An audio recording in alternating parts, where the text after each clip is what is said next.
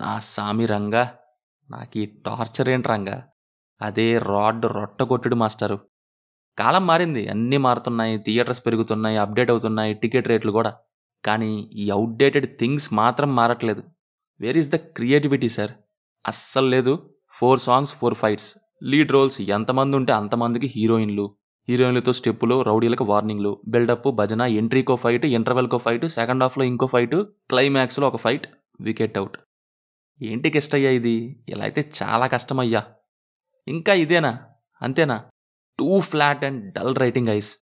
సంక్రాంతి అనగానే ఒక రకమైన మూవీస్ దింపుతారు, తరతరాలుగా వారసత్వంగా మనకు ప్రతి సంవత్సరం ఇలాంటివి వదులుతారు. అది ఎప్పుడో కూడా కాదు, సంక్రాంతికే. గవర్నమెంట్ బస్ ఛార్జెస్ పెంచినట్టు సంక్రాంతికి ఇలాంటి సినిమాల్లో అయిపోయింది కాలం. ఇది రీమేక్ ఫిల్మ్ అంట. నేను ఒరిజినల్ చూడలేదు. ఒకవేళ ఇలాగే ఉందంటే ఆ ఒరిజినల్ సినిమా, అది మరి ఎలా ఆడిందో ఏమిటో. అయినా దీంట్లో మలయాళం దాకా వెళ్ళి రీమేక్ రేట్స్ దేనికండి? ఆనవాయితీగా వస్తున్న రొటీన్ టెంప్లెట్ మూవీయే కదా ఇది. ఇక్కడ మనకి 3 మెయిన్ లీడ్స్ ఉంటారు.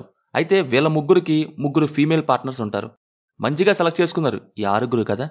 నాకు తెలిసి వీళ్ళు టైం ట్రావెల్ చేసి ఈ వీడియో చూసారేమో. How to select perfect life partner అనే ఆడియో బుక్ వినమని నేను చెప్పబోయే ఈ బుక్ని ముందే విన్నారనుకుంటా. ఇది వచ్చేసి కూకు ఎఫ్ఎంలో ఉంది. సంక్రాంతి సేల్ ఈ మంత్ January 17తో ఎండ్ అవబోతుంది. 60% ఆఫ్ అవుతుంది సబ్స్క్రిప్షన్ మీద. సో కింద లింక్ ఉంది, డౌన్లోడ్ చేసి సంక్రాంతి 60 కోడ్ అప్లై చేయండి. ఆఫ్టర్ సంక్రాంతి మన ఛానల్ కూపన్ కోడ్ మూవీ200 యూస్ చేస్తే 50% ఆఫ్.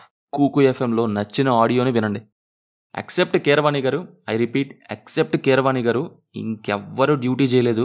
పర్ఫార్మెన్సెస్ వేరు. నేను చెప్పేది టెక్నికల్ వర్క్ గురించి. ప్రీవియస్గా ఒక వీడియోలో నాగార్జున గారు కొంత డిఫరెంట్ రోల్స్ తీసుకుంటారు అప్పుడప్పుడు అని అన్నాను. అది నిజమే. బట్ ఇలాంటి సినిమాలు చూసినప్పుడే నేను అన్న మాటకి వాల్యూ పోతుంది అనిపిస్తుంది. లవ్ స్టోరీస్ దేనికి సార్? హీరోయిన్స్ లేకుండా ఇదివరకు ఎన్ని సినిమాలు చేశారు? 2021లో కూడా ఒకటి చేశారు, అది పోయిందనుకోండి. బట్ అలా అని వెనక్కపోతే ఎలా?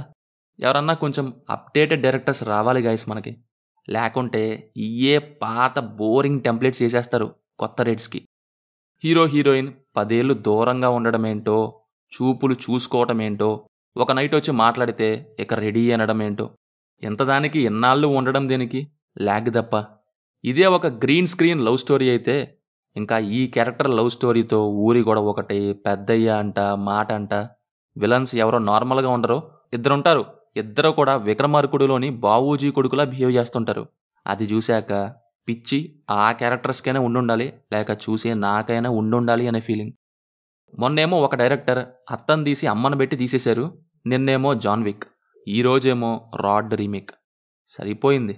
సంక్రాంతి పేరుతో స్టార్ హీరోలు, బడ్జెట్లు, టోపీలు పెట్టడానికి ఈ 3 సినిమాలు.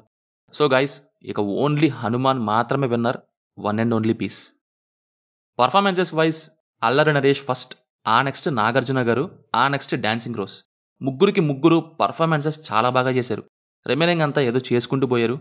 ఇక ఓన్లీ పాజిటివ్ అయిన బీజిఎం విషయంలో కీరవాణి గారు ఎన్ని బీజిఎంస్ ఇచ్చారో నాకు గుర్తులేదు, కానీ ఒక్కటి మాత్రం బాగా ఎక్కింది. Whistle BGM. అది కూల్, సాఫ్ట్ అండ్ స్మూత్గా ఉంటుంది. అది హైలైట్. సాంగ్స్ అయితే బాలేదు. సో ఫైనల్లీ సినిమాకు పెద్ద దండం. ఇక మీ ఇష్టం. సో ఇది మరి రివ్యూ.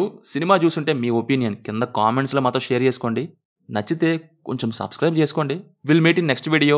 Thank you. జై హింద్.